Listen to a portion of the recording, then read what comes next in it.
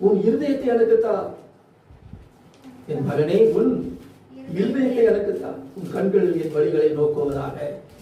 ஆண்டவர் கேட்கிறதெல்லாம் என்னது? நம்முடைய இருதயம். முதலாவது ஆண்டவர் கேட்கிறது இருதயம். இரண்டாவது தான் நமக்கு உள்ளதை ஆண்டவர் கேட்கிறார். ஒரு கொடுங்கள். ஸ்தோத்திரம். கண்பானவர்களே, ஆண்டவர் நம்முடைய தேவைகளை சந்திக்க வேண்டுமானால், எல்லாவற்றிலும் ஒரு சம்பூர்ணம் உண்டாக வேண்டுமானால், கண்பானவர்களே, நம்மிடத்தில் உள்ளதை அவருக்கு கொடுக்க வேண்டும். உள்ளத்தை கொடுப்பது மட்டுமல்ல, இரண்டாவது எதை கொடுக்கணும்? நம்ம இடத்துல உள்ளதை கொடுக்கணும். இடத்துல இல்லை இல்லை என்று சொல்லிவிடக் கூடாது. இடத்துல என்ன இருக்கிறதோ அதை என்ன செய்யணும்? கொடுக்கணும். கத்தர் கொடுக்கணும். ஏழைகள் கொடுக்கிறத ஏழைகள் கொடுக்கணும். சோதனம். அநேக உதாரணங்களை நாம் வேதத்தில் பார்க்கிறோம். பாருங்கள், கடன் பிரச்சனையில் அகப்பட்ட ஒரு தீர்க்கதரிசியின் மனைவியாக ஒரு ஸ்திரீ, கடன் பிரச்சனையில் அகப்பட்ட தீர்க்கதரிசியுடைய மனைவியாக ஒரு ஸ்திரியை பார்க்கிறோம். சோதனம். இதை நீங்கள் 2 ராஜாக்கள் 4ஆம் அதிகாரத்தில் பார்க்க முடியும். பாருங்கள், கவனியுங்கள். எவ்வளவுதான் குறைவுகள், எவ்வளவுதான் பற்றாக்குறை, எவ்வளவுதான் கடன் பிரச்சனை இருந்தாலும் கர்த்தர் என்ன கேட்கிறார்? வீட்டில் உன்னிடத்துல என்ன இருக்கிறது? ஆமென்.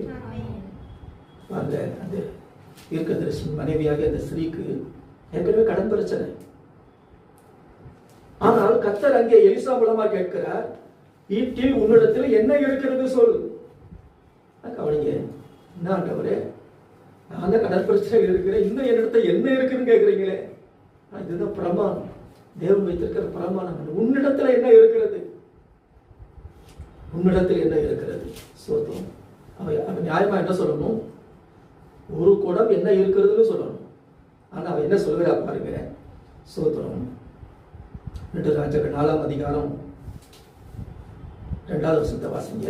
எலிசா நோக்கி, நான் உனக்கு என்ன செய்ய வேண்டும்?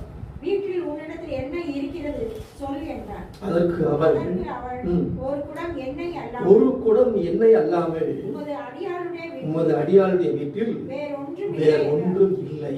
அந்த வாக்கியத்தை எப்படி முடிக்கிறா பாருங்க. இல்லை என்கிற அந்த வார்த்தையோட தான் முடிக்கிறத பாருங்க. என்ன இருக்கிறதுன்னு கேட்கிறாரு எலிசா. என்ன சொல்லணும்? ஆன்சர் கரெக்டா என்ன சொல்லணும்? ஒரு குடம் என்ன இருக்கிறது. ஆனா என்ன சொல்லுகிற? ஒரு குடம் எண்ணெய் அல்லாமல் வேறொன்றும் இல்லை. இல்லை இல்லை என்று சொல்லி பழக்கப்பட்டா நம்ம சென்டென்ஸ் எல்லாம் எப்படிதான் வரும்? இல்லை இல்லைன்னு தான் முடியும். ஒரு குடம் என்ன இருக்கிறது. ஆமென். பாருங்க.